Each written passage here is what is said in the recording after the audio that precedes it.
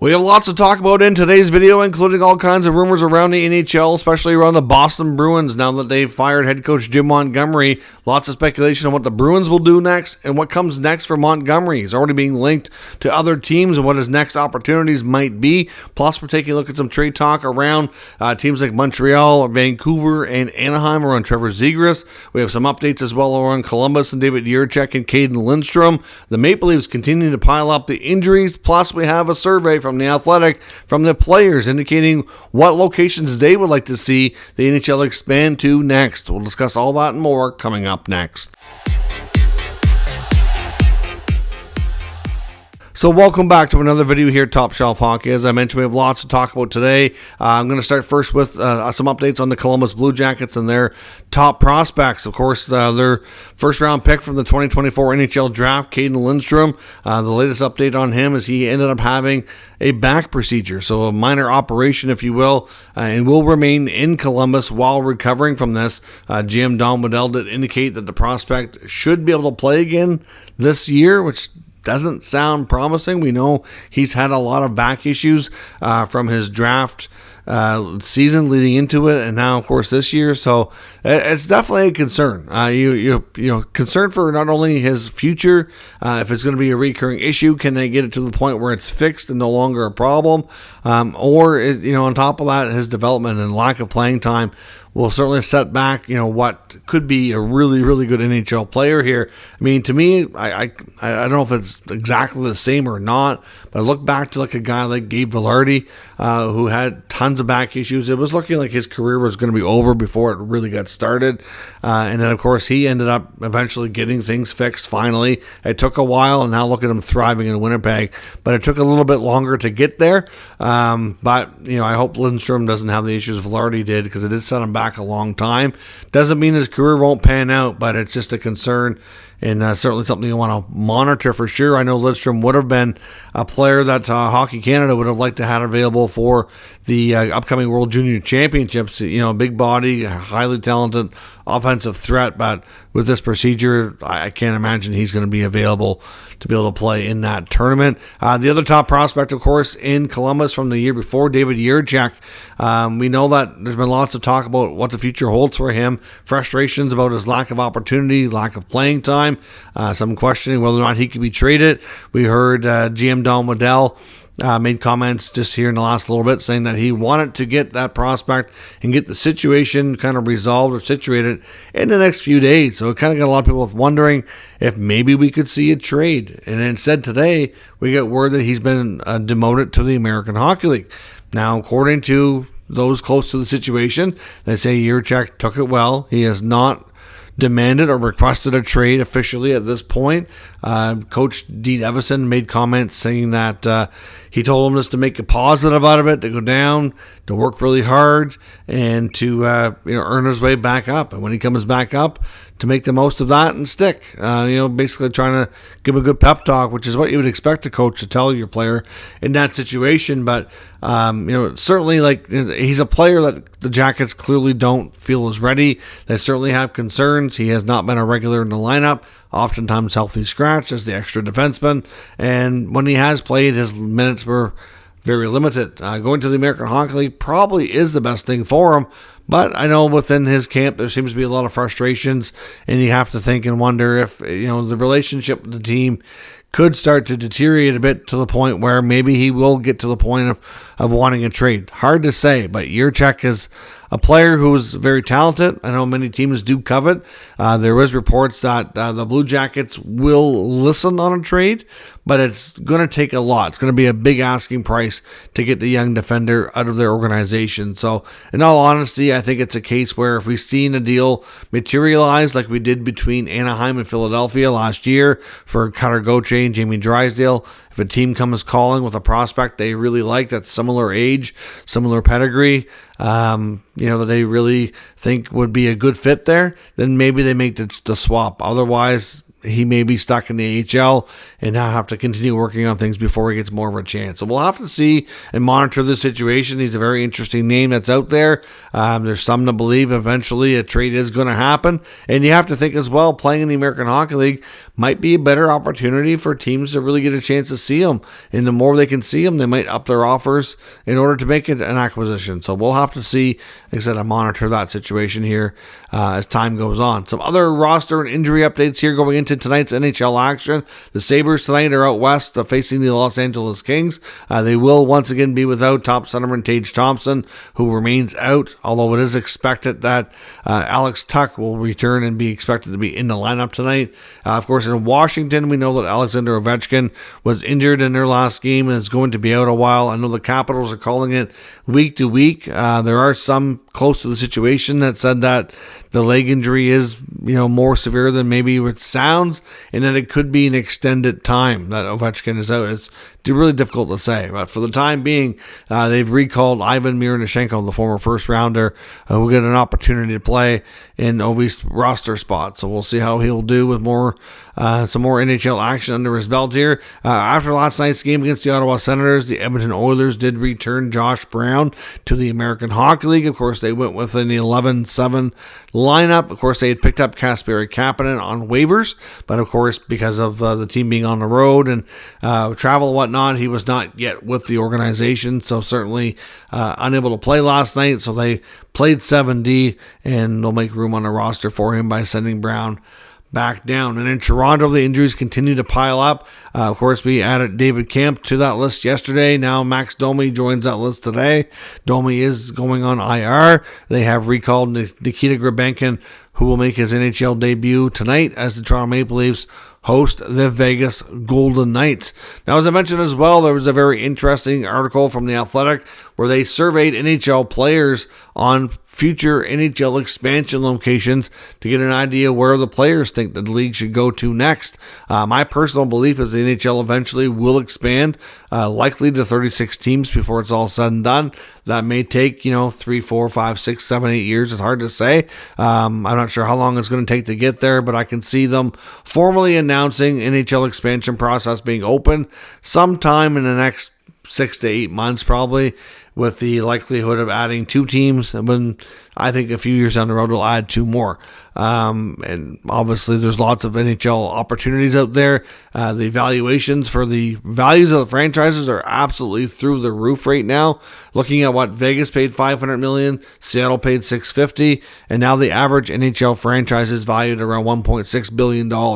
So the NHL expansion fees for a new franchise will be at least that, if not more, maybe closer to $2 billion. Gary Bettman and Bill Daly are just sitting back, licking their chops, waiting for that money to go to all the other owners. So what's going to happen. Can you imagine bringing in 2 teams generates like about $4 billion?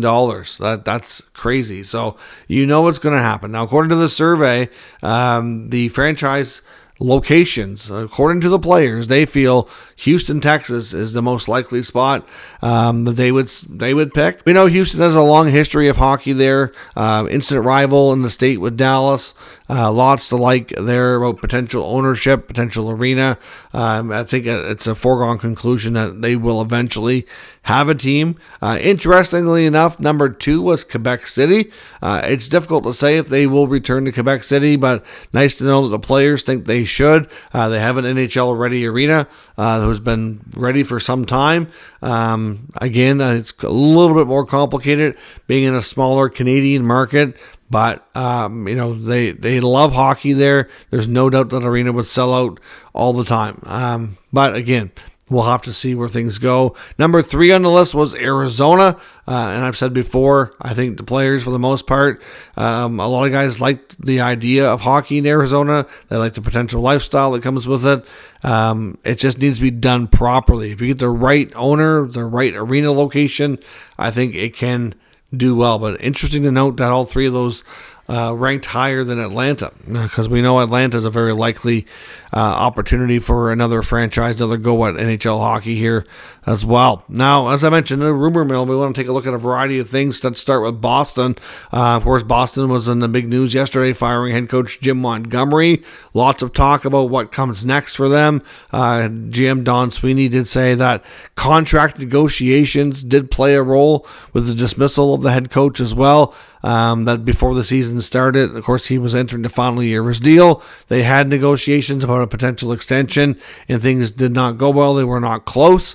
So he was kind of what you call a lame duck coach in a sense, without an extension beyond the current season. And then they topped that off with the way the team has played in the first 20 games, and they felt like they couldn't move forward. It was time for a change. Of course, we heard comments from Brad Marchand, Pasternak, McAvoy, basically all saying sort of the same things, that they let the coach down, that they didn't play well enough, that they feel bad that a good human being and a good coach lost their job because the team didn't get the work done basically. We'll see what happens under Joe Sacco. Lots of talk though from Don Sweeney as well that this was in a sense an easier move, and explained why, like we just went through.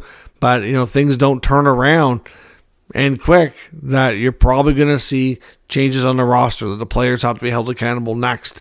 And I would say that's great, but maybe Don Sweeney and Cam Neely should be held accountable as well. I think they've been in charge way too long. Never really been a big fan of Cam Neely, to be completely honest. And I think that they've had way too long of a leash there. I'd like to see perfectly, completely change throughout. The fresh start with everybody would be the best way to get things turned around, in my opinion. But we'll see, of course. In Boston, though, Jim Montgomery is dismissal. There's lots of talk now about what comes next for him.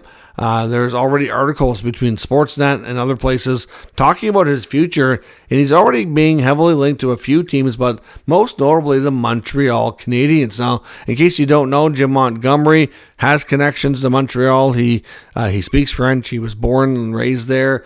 Had connections to them as a player back in the day. Obviously he didn't have a super long NHL career, but lots of connections there. He does have a relationship with Ken Hughes as well, and we know that Montreal is not at a point that their team is not doing as well as they'd like this year. They haven't taken as big a step to come out through this rebuilding process that they would have liked. We've seen a lot of frustration out of Marty St. Louis, and just to get a lot of people talking. Now I know that Hughes and Gordon have nothing but respect for St. Louis, great relationship with him. So I don't think they're at a point really where they're ready to fire him or anything like that. But I do think that, Montgomery in Montreal at some point does make a lot of sense. Now, surprisingly enough, Renaud Lavoie of TVA Sports also had made a prediction back quite some time ago. I think it was quite a while ago, that he had said eventually he sees Jim Montgomery being the head coach of the Montreal Canadiens. Wouldn't be the first time we've seen a Bruins coach go to Montreal. Of course, it happened with Claude Julien previously as well. But like I said, but with all the ties to the city, the fact that, at some point a new coach is going to come in, even if he came in as a help to Marty St. Louis, I don't know if that's something he'd even be interested in. Of course, with his pedigree and experience now, you would think that if it's not a head coaching role, he's probably not going to be interested. But, obviously, we'll see what happens for Montgomery. He's going to have opportunities. I would also take a look at Detroit. Detroit's not off to a good start this year. If they make a move with Derek Lalonde, I would think that he'd be right at the top of their radar as well. Again, you don't know how quickly he's going to want to get back into coaching.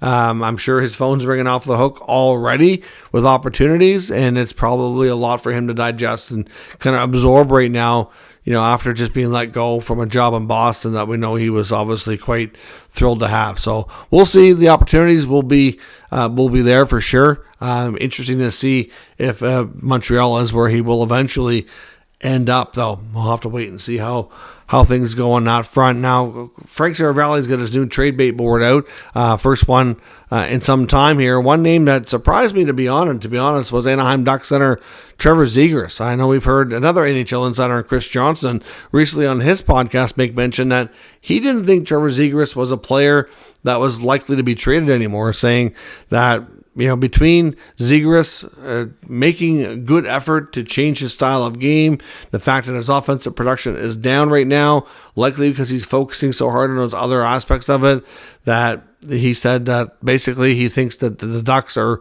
content to kind of sit and wait and just kind of let things play out.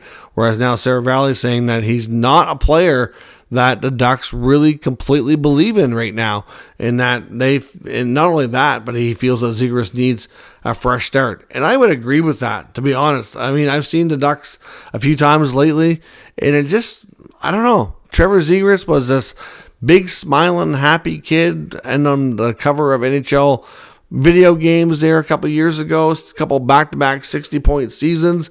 They wanted him in the All-Star game, even if he wasn't making the team. They wanted him there for the skills, because he's so fun to watch. And now he just looks like a shell of himself. He looks sad.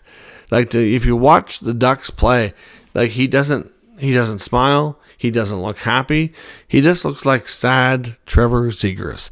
And to be honest, I kind of feel bad for the young fella. I think he's incredibly talented, and I do wonder if everything that's gone on there with the combination of the changes they want him to make and everything, if it's just kind of ruined him. I mean, his value is low now. He's not getting the production like he used to. We know that Pat Verbeek never pulled the trigger on a trade because he never got the trade value he wanted. And if he didn't get it before, he's very unlikely to get it now. It's just one of those odd scenarios where Zegras is, I don't know. I just think he needs a fresh start in the worst way. It's interesting to see him pop up on Seravalli's trade bait board after CJ saying he wasn't sure that he would really be in that category anymore. But obviously, Seravalli thinks differently. So we will see and monitor that situation.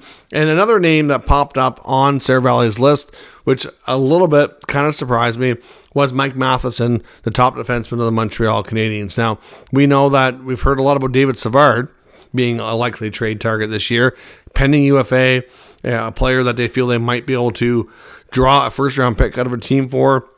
He's a right shot defenseman, lots of experience, good size, good penalty killer, good shot blocker, does a lot of the defensive aspects of the game that are, that a lot of teams are looking for. So obviously the value would be there.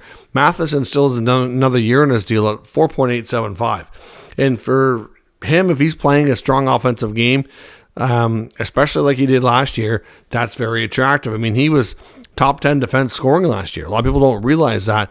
This year so far, he's got 13 points in 19 games. His numbers are down maybe slightly, but, and he definitely, I would say overall, Matheson's game doesn't quite seem to be as good as it was last year. But if you look at the recent body of work in his last, say, 100 games, there's lots to like there. And Montreal might be in a situation where, like Savard, they're not out there absolutely looking to trade these guys. They have a young decor. They have lots of young guys there that need a veteran or two around to provide that leadership and to provide them, with all the other aspects of learning and just being around and mentoring. And, they're not out there trying to move these guys, but the value is never going to be higher for Mike Matheson, which is kind of his point here. And he also very much links them to the Vancouver Canucks. Seravalli was on a Vancouver podcast talking about this as well, and very much connects them to Matheson, saying that he would be perfect. Of all the defensemen on his list, that he fits the Canucks perfectly. Now, Marcus Pettersson's name also has been linked to Vancouver and Edmonton, but out there as well, and he is on Frank's list too. But Matheson is a different style of defenseman. He's going to get you. He's a great skater, can play in all situations, and can get you a lot of offense. So, certainly a type of defenseman that I think the Vancouver Canucks would be kind of looking for here. Again, Montreal really likes Matheson. They really like David Savard, but especially with Matheson having another year in his contract, they don't feel that they have to move him. If the offers are there and it's too tempting, I can see it happening. But it's just interesting to see him linked, especially to another Canadian club here. So let me know your thoughts on all of today's news and rumors down in the comments. We'll discuss further. Of course, if you're new to the channel, make sure you subscribe and stick around. It's the place to get all your NHL news and rumors from around the entire 32-team league. Thanks for watching. I will catch you next time.